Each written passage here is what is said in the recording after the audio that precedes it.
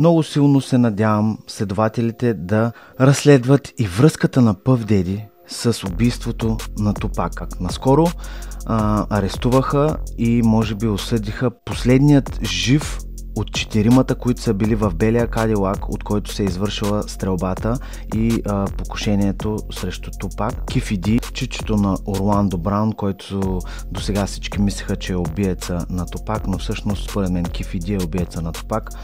Та връзката с Пъфи е там. Става случката в Ню Йорк, където застрелват Тупак. Тупак влиза в затвора чува някои неща и разбира, че всъщност приятелите му от East Coast, Puff Daddy и Биги, не са му толкова много приятели, след като техни хора извършват обира и първото прострелване на Тупак и той започва да работи в посока да срине Bad Boy Records, Биги и Puff Daddy изцяло тогава, като пуска и Hit 'Em Up. Има много разгорещени срещи между Death Row Records и Bad Boy на някои церемонии на награди, след което Пъфи просто една вечер се напива и докато е с нюйоркски гангстери, от устата му излиза: аре, няма ли кой да го... нещо от сорта на това. Аре, няма ли кой да го оправи този Тупак? Бих дал 1 милион на човека, който го оправи, нали разбирате. И когато Тупак, Шуг Найт и антуража им пребиват Орландо Браун след мача на Тайсън в Лас Вегас,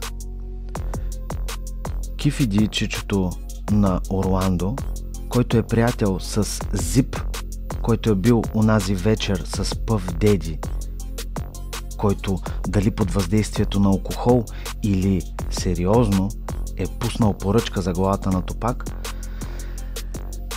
са били заедно и Зип е казал на Кефи Ди: сега е момента, имам един пистолет в колата, ще ти го дам, направете го и да вземем парите от Пъфи. Парите така не са стигнали до Кефи Ди, Зип ги е взел, той е арестуван по-късно и така нататък. Даже има едно обаждане, за което се говори, че Пъфи е звъннал на Кефи Ди и го е питал: това ние ли бяхме?